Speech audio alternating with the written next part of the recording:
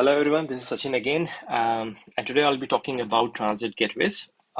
This is very powerful, and it's a very powerful feature from AWS to create a global network. But before, and this will be a hands-on and demo session. At least I was very excited when I got to know a theory about this particular product from AWS and did a demo. I thought to share this information with you guys. So before we understand what is a transit gateway, first let's understand some problem when you are connecting to VPCs or more than two VPCs.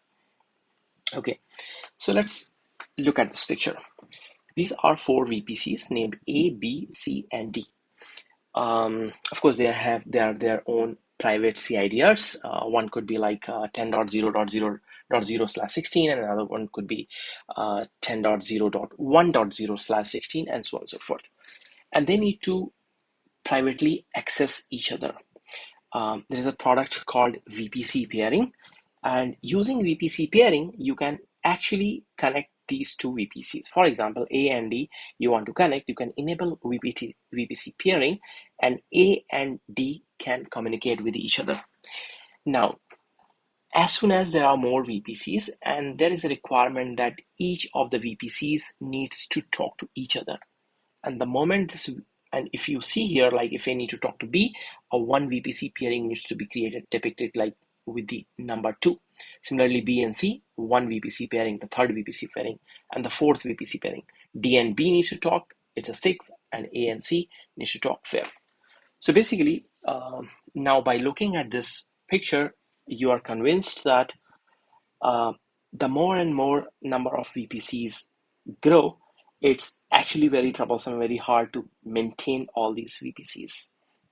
On contrary, let's see how Transit Gateway solves that problem, which is the focus for this today's demo.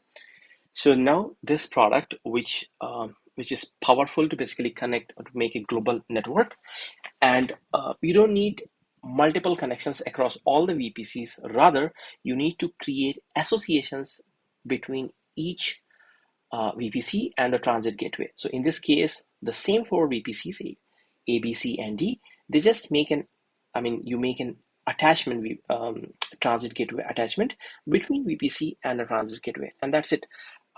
It has internal route tables as and when you create an association or these attachments, the route table gets populated, which means now after connection, all these VPCs can talk to each other. So now you can see if you compare these two, this seems to be very much simplified. It takes away a lot of overhead from the admin team. And you can actually have a finer grain control, which I will not be talking about. Like, you can control A and B should talk, but A should not talk to C, or say, and so on and so forth. But we will not go into much details. We'll be just demoing the creating multiple VPCs, deploying AWS Transit Gateway, and stabilizing the communication. So let's get started. This is going to be very exciting, guys. So at least I am. So here what we are going to do that. So in this particular demo, I'm going to create 3 VPCs. Let's name it default VPC. By default, if you log into AWS console, you get a default VPC with CIDR range 172.31.0.0/16. However, there are another 2 VPCs which I have already pre-created. By the way, if you have not gone to my previous video for communicating, two VPCs by VPC using a VPC pairing, please go through that to understand how you can communicate between two VPCs by using a VPC pairing. So I'll put the link, but let's talk about this demo now. So yes, one is a default VPC. Another one is 12.1.0.0/16 CIDR. This is my, let's call it VPC1, and another VPC with CIDR 12.2.0.0/16. Now in each of these two VPCs, VPC1 and 2, primarily CIDR with 12.100/16, 12.2.0.0/16, has 2 EC2 instances. You can see inside that one is public EC2. So basically it's a jump host. If I need to SSH to this box, which is in a private subnet, cannot directly SSH in this one. That's why we SSH into a public EC2, and from there you go to private EC2 instances. Similarly, here is also a public and private.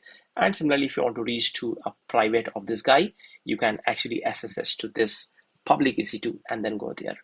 In the default VPC for this demo, the public was not required, and hence I have just created a private EC2 instance. You cannot directly go inside that. So the motive is to basically SSH into one of the VPC and do the communication into another VPC. So let's get started. This is my whole architecture diagram, and let's see how it looks into AWS. So let me start from VPC first. Okay, I click on VPC. There are 3 VPCs, as you can relate over here. Let me rename it for clarity, my VPC -1. So which is a CIDR 12.100.16, and another one is my VPC -2, and that has a CIDR 12.200/16, and the default VPC everyone has is like the same one, 172.31.0.0/16. Okay. Similarly, I have my subnets and route tables. Probably in this demo, if it is required, I'll cover all these things. But before that, let's go to EC2 instances. All right, so total 5 instances are coming, and you can totally relate it. There is 1, 2, 3, 4, and 5 instances. Let's click inside that. All right, so this instance, EC2 private sub default, if I click on this, there's no public IP, and it belongs to subnet, which is basically a private subnet, and it belongs to a default VPC. So there is only one instance in the default VPC, this guy, which is in a private subnet. All right. Now in 12.1, so 12.1.0.0 VPC, there are 2 instances, one in public subnet and another one is private subnet. So I can select the public subnet, I get the IP address. So now I'm gonna do is SSH into this box. By the way, I'm not using any PEM file or username because my username of my local machine matches to the box deployed in EC2, so I don't have to give my username, and I have already authentication set up, so I don't have to provide any PEM file. So don't just get worried if I just after SSH if I just give the public IP. So all right, so I went inside the box. 12.1.0.176 is the private IP, and we can validate this is the same here. So we have already gone into this particular box in the public part, but I need to go to the private one. So let's go to private SSH. So let's get the private IP address of this guy, and from the public EC2 instance, I'm going to the private one, which so basically all the public will have the 0. That's how my CIDRs are, and the third digit is like is 1 for private. So basically I'm going into private one, which has 12.1.147. All right, I have reached into this particular box. So I have reached here. Now in my right window, let me also SSH into the public machine of the second VPC. So it's public instance. I take the public IP, so which is 12.2.0.90, and we will validate once we are inside the box. But let me put the public IP. All right, so we are 12.2.0.90, matches here, but I need to eventually go to the private one. So let me copy the private IP, which is 12.2.1.153. So SSH this guy. All right, let me clear these screens, both the sides. All right, so on my left side, I'm a private EC2 instance of my VPC1, and on the right side, I'm a private EC2 instance of the VPC2 with IP address 12.1.147, 1.147, and 12.2.1.153. Now, if I want to SSH from VPC1 to VPC2, by default, it is not enabled. I just want to quickly show that to you. So 12.2.1.153. I want to go to the I want to go to this machine, which is in another VPC2, from this machine, the private, which is in private subnet of VPC1. Of course, this is not allowed by default, and that's what you see the error that connect to this host, no route to host. There is no way to connect these two VPCs. By using VPC peering, we can solve that problem, but I want to showcase the transit gateway, which is way more powerful. It can create your global network. It can connect to many other transit gateways. I think technically one transit gateway can connect to 50 other transit gateways. All right. So this connectivity is not there. So let's create a transit gateway. Okay. So let me click on VPC, open it a new. So you can go down and see that there is a transit gateway. Don't worry, this is what I have created here. It is in a delete state. So what I'm going to do here is create a fresh transit gateway. So my transit gateway demo. Okay, you want to give a description, you give it autonomous system number. If you have it, provide it. Usually I leave it to default. So AWS assigns the default one for it. You can click on info and go to that, generally in 65,000 plus range usually. And I'm gonna leave everything default and just create a transit gateway. Now it's in a pending state, so you may wait for some time till it is in available state. Let me pause my video till it comes. All right, so I think it took around a minute or max two, and now it is in an available state. So it creates this transit gateway ID. We can click on this particular ID and see state is available. As I said, it is like in 60,000 plus range. It assigns some Amazon autonomous system number by default. And you can see that there is a route table created. So every time when you create, for every transit gateway, there is a route table associated. In fact, there are two route table associated. One is an association route table and one is a propagation route table. And I talked about if you want a very fine-grained control that, which VPCs should connect to what, and that's where like association and propagation comes. But for now, I just want to create, I just want to complete a very simple demo. So I don't want to, touch the default behavior. And you can see that it's the same route table used for association as well as propagation. Okay, so if you click on this and you go to association, because none of the attachments are being created, these red lines are not created, you see there is no entry in the association or propagation. And because it is same for our use case, so it should be the same entry in association or propagation. But right now there is nothing because there is no association created. By the way, one thing which I was confused, I really want to call it out. So it's very clear, whenever we create transit gateway, you might have already observed that you don't have to give any VPC ID. Usually, if you create any object like subnet or like Ec2 instance, usually you have to give which VPC you are creating it. This is not inside a VPC. This connects multiple VPCs. So it is outside of the VPC. So again, calling it out, you have to create, when you create transit gateway, you don't associate with VPC, you create an association or attachment with this transit gateway with VPC. All right. So now let's create the associations. And this should be somewhere down. Okay, this is like transit gateway attachments. Again, don't worry about this. This is what I have created before this demo. They are in a deleted state, and AWS will remove from the view in some time. But don't worry about it. Let's create an association. So what I'm going to create is these three associations. So this association I'll call, or attachment I call AT-default, which connects this transit gateway with the default VPC with CIDRs 172.31.00/16. So with caps AT-default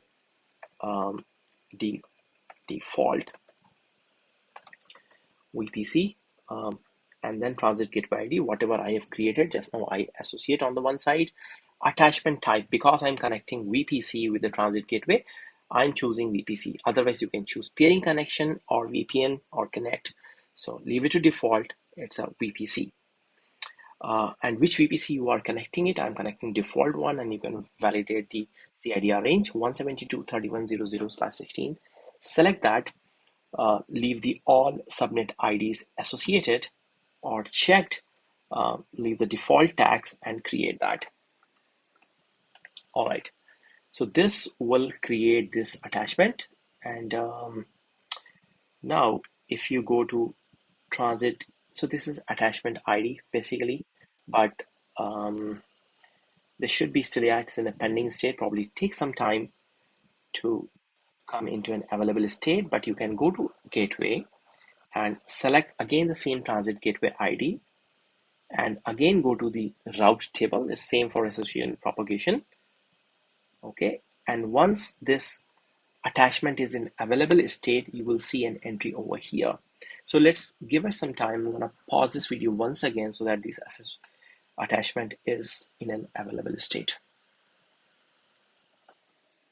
All right, I resume this video once again. Actually, it took a couple of seconds, approximately 30 to 40 seconds, and I can see the attachment which I created, AT-default VPC, is into an available state. So now let's get back to transit gateway, click the transit gateway ID, go back to the route table, and this time you'll see the association or propagation is the same thing. It has an entry created over here, basically the attachment which we created, for which connects this VPC, the ending with 64B, which is the default one. You can click and verify that the default VPC with the transit gateway. So go back again here, transit gateway ID, go to the route table, and then you click on the attachment ID. So it connects the VPC, which is with the ID this, we know this is a default VPC, and one side of it is the transit gateway. So basically this connection is complete. Similarly, okay, so I'm going to create these two attachments. So I'm going to call it AT-1.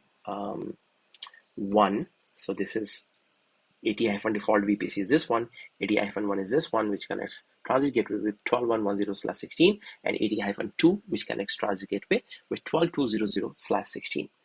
AT-1 transit gateway, we have only one transit gateway active. It's a VPC, so leave it default. And this time I'm going to select VPC 1 with 12.100/16. Okay, I have only two availability zone. Just leave it default, leave the tags as default and create it. So this is in a pending state. So meanwhile it is creating, let's create the second attachments again. Okay, so I click on AT-02, select transit gateway, leave as is. Now this time select the VPC2, only two subnets, leave it checked by default, leave the tags as is, and click on create transit gateway attachment. Perfect. So let me cross it so it doesn't filter. Gateways. Click on this and click on the route tables. Okay.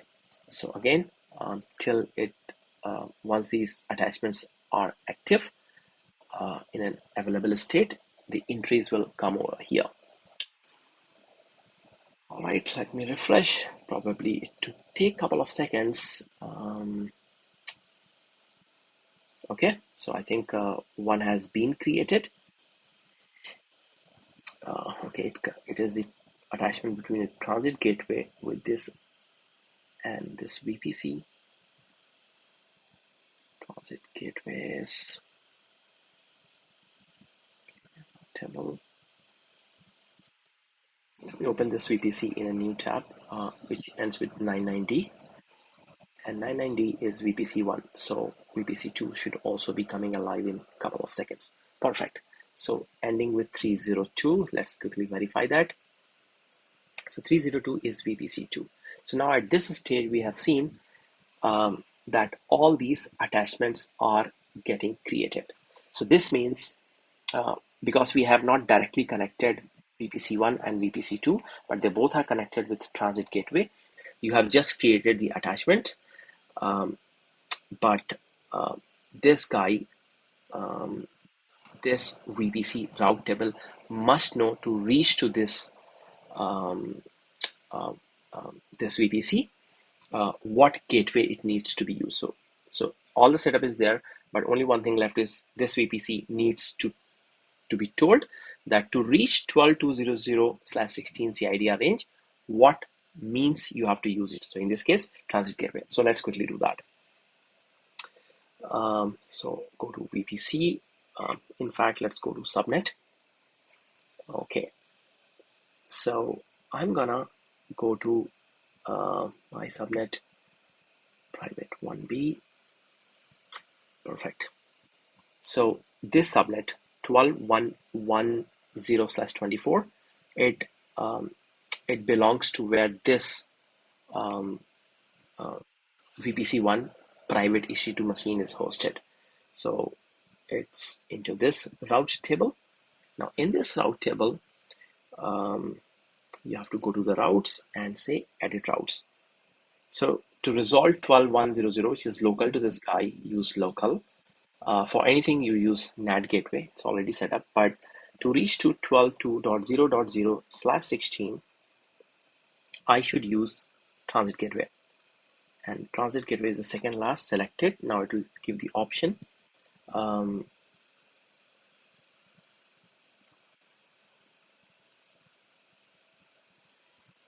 Okay. All right. Save changes. All right. So it's using this transit gateway ending with D006. Let me quickly verify that. Yes, D006. Now, this is a one-way communication. From here, this route table knows that how you can reach here, but not other way around. Association needs to be done both the sides before. All right, welcome back. So basically, so far what we have done, I quickly show you that we have, that we are into this box. Ec2 Instances is a private subnet of VPC1. So basically this machine 12.1.147, we want to reach to this guy. So this association we have already done. Let's quickly validate. So this box belongs to this subnet, and this subnet has route table association, this particular route table, and this route table has this association. And we can see that to reach to this VPC, it needs to use the transit gateway, which we just created. But just by creating this gateway, we cannot just reach it. If I hit this, it doesn't work. So just press Control C. And similarly, we cannot reach, because we didn't create any association. Of course, you cannot reach from right to left. So let's do this association as well. So I go to 12.2.0.0 private ending with 153. This belongs to this particular subnet, and this subnet has the route table is here, and you can edit routes. Right, so to resolve 12.0.0, it is local. For anything, it's using NAT gateway, just for now. But to reach 12.1.16, you need to use transit gateway. Okay, in this case, attachment 2 of that transit gateway. Save. So now once these two associations have been done, so basically in this architecture, this red line and this red line has been created. Let me also associate this as well. So basically in the subnet of here or route table of here, just give the value for this transit gateway. Let me quickly do that. So for that, I need to go to the machine, find the right subnet. In that subnet, I need to find the route table, go to that particular route table, and edit routes. All right. So there's no inter gateway, NAT gateway associated with this. It's just in a private subnet. I'm gonna route this like to to reach out to 12.1.0.0/16. Save changes. Okay.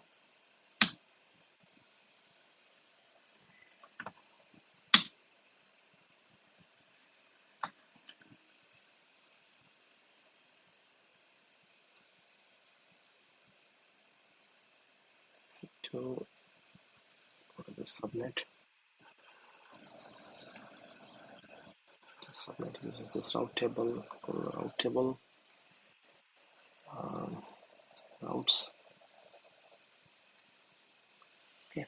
I need to add 12.2 also here. So edit routes.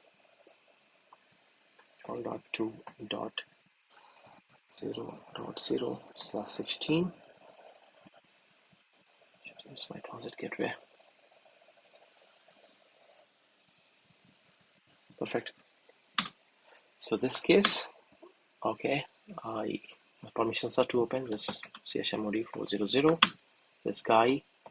So now I'm in 12.2.153, which is basically this box. I want to go to this box here, default VPC. All I'm gonna do is SSH, take the IP address, private IP address, and voila, we have stabilized all the communication. So all right, I hope we understand how powerful this transit gateway is, and if you have learned something new, very exciting, please share and like this video. Thank you.